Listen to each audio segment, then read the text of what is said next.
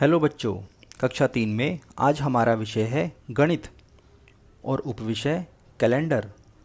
तो चलिए इनसे रिलेटेड कुछ प्रश्न हल करते हैं। पहला प्रश्न है कैलेंडर अक्टूबर 2020। तो हमें अक्टूबर 2020 का एक कैलेंडर दिया हुआ है, तो उसके हिसाब से हमें कुछ क्वेश्चन सोल्व करने हैं। जैसे उपरोक्त कैलेंडर को देखकर निम्न प्रश्नों के उत्तर दीजिए। पहला है अक्टूबर 2020 में कितने दिन हैं। तो हम देखते हैं यहाँ पे सबसे बड़ा जो नंबर है वो 31 है। तो अक्टूबर 2020 में होंगे 31 दिन। अगला है अक्टूबर 2020 में कितने मंगलवार हैं। तो हम इनको गिन लेते हैं। एक मंगलवार है 6 तारीख को, 13 को, 20 को और 27 को। तो ये होगा 1 2 3 4। तो हमारा उत्तर होगा, हमारे पास अक्टूबर 2020 में 4 मंगलवार हैं। महीने का पहला सोमवार किस तारीख को है। तो हम देखते हैं कि महीने का पहला सोमवार 5 तारीख को है। तो हमारा उत्तर होगा 5। 30 अक्टूबर 2020 को कौन सा दिन है। तो हम देखते हैं यहाँ है 30 अक्टूबर। इस दिन हमारा दिन है शुक्रवार। तो हमारा उत्तर होगा शुक्रवार।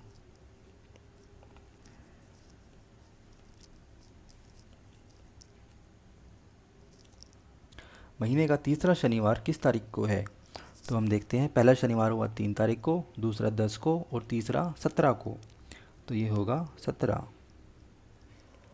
अक्टूबर 2020 में कितने वीरवार हैं। तो वीरवार हम गिने तो 1 2 3 4 5। तो अक्टूबर 2020 में होंगे 5 वीरवार।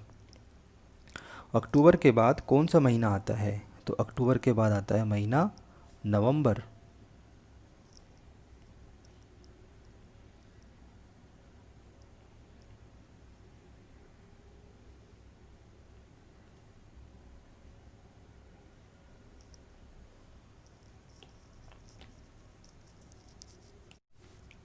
तो अक्टूबर के बाद आता है नवंबर।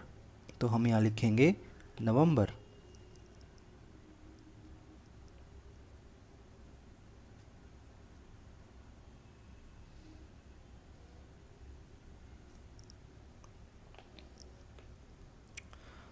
सेकंड क्वेश्चन करते हैं। प्रश्न नंबर 2, निम्नलिखित त्यौहार किस तारीख को मनाए जाते हैं। तो पहला है बाल दिवस। तो बाल दिवस मनाया जाता है 14 नवंबर को। तो हम यहाँ पर लिखेंगे 14 नवंबर। इस दिन पंडित जवाहरलाल नेहरू का जन्मदिन होता है और वे बच्चों से बहुत प्यार करते थे। सभी बच्चे उन्हें चाचा नेहरू बोलते थे। तो इसलिए इस दिन को बाल दिवस के रूप में मनाया जाता है। अगला है स्वतंत्रता दिवस। 15 अगस्त 1947 को भारत देश आज़ाद हुआ था। तो तभी से 15 अगस्त को हर दिन हम स्वतंत्रता दिवस मनाते हैं। अगला है क्रिसमस। क्रिसमस मनाया जाता है 25 दिसंबर को।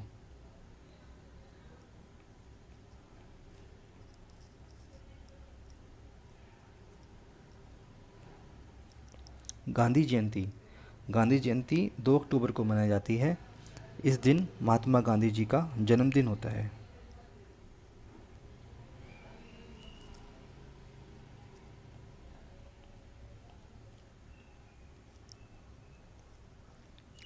अगला है गणतंत्र दिवस। गणतंत्र दिवस मनाया जाता है 26 जनवरी को। इस दिन भारत का संविधान लागू हुआ था।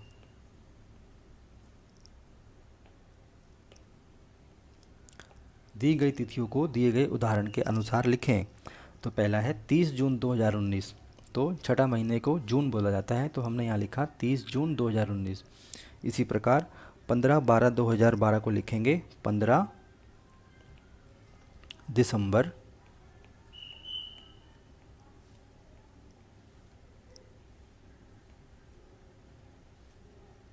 2012।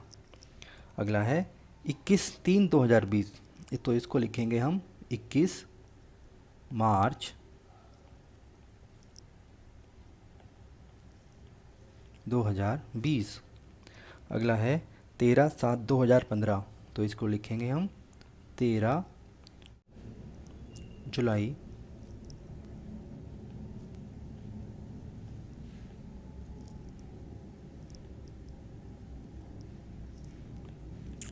2015। अगला है दी गई तारीखों को अंकों में लिखें जैसा कि उदाहरण में दिया गया है। तो पहला है 22 अप्रैल 2020, तो इसको लिखेंगे 22/4/2020। अगला है 3 फरवरी 2013, तो इसको हम लिखेंगे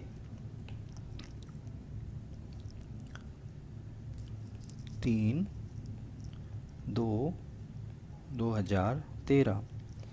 19 दिसंबर को हम लिखेंगे 19/12/2018। 20 अगस्त को हम लिखेंगे 20/8/2020। जीवन कौशल खरीदारी कैसे करें, कक्षा 3। आपकी माँ आपको 2 नोट 20 रुपये के और 3 नोट 10 रुपये के देती है, तो आपको पड़ोस के बाज़ार से चाय का एक छोटा पैकेट, एक नोटबुक, 5 नींबू, दूध का एक पैकेट लाने के लिए कहती है। आप एक थैला लेकर बाज़ार की ओर आगे बढ़े। तो 2 नोट 20 रुपये के हुए 2 गुना 20, ये हुए रुपये 40। इसी तरह 3 नोट 10 के हुए रुपये 30। तो इन दोनों को हम जोड़ेंगे तो आएगा रुपये 70। तो हम देखते हैं कि माँ ने हमें रुपए दिए रुपये 70। अब हमें ख़रीदनी है एक नोटबुक, हमें ख़रीदनी है चाय का एक छोटा पैकेट, तो जो है 15 रुपये का। एक नोटबुक की कीमत है 15। 5 नींबू, तो एक नींबू की कीमत 2 रुपये, तो 5 नींबू की कीमत होगी 10 रुपये। और दूध का एक पैकेट है 20 रुपये का। तो ये हमारा खर्चा हुआ 15 × 15 30 और 10 40 और 20 60। तो 60 रुपये हमारे टोटल खर्चा हुआ। तो अब हमें इन प्रश्नों के उत्तर देने हैं। आपकी माँ ने आपको ख़रीदारी के लिए कितने रुपए दिए होंगे? तो हमें 2 नोट दिए थे 20 रुपये के और 3 नोट दिए थे 10 रुपये के। तो 2 नोट 20 रुपये के हुए 40 और 3 नोट हुए 30। तो हमारे को कुल रुपए मिले 70 रुपये। तो हम यहाँ लिखेंगे रुपये 70। इसी तरह अगला प्रश्न, दिए गए विकल्पों के साथ निम्नलिखित तालिका को पूरा करें।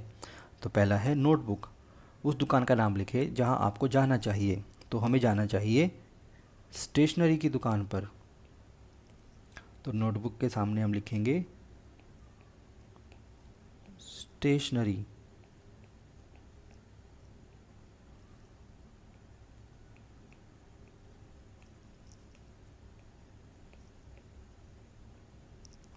अगला है नींबू के लिए हम जाएंगे सब्जी की दुकान पे।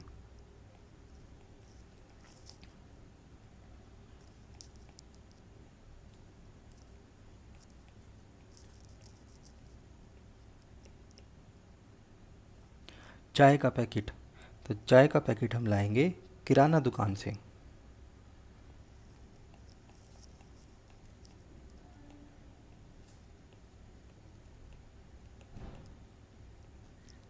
दूध का पैकेट हम लाएंगे दूध की दुकान से।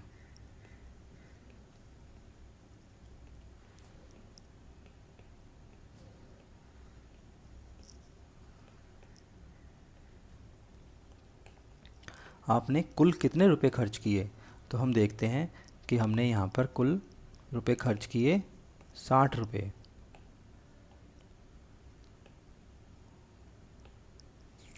तो हमारा उत्तर है रुपये 60। खरीदारी के पास अब आपके पास कितने रुपए शेष बचे? तो हमारी माँ ने हमें रुपए दिए थे 70 और हमने खर्च किए 60। तो हमारा उत्तर होगा 10।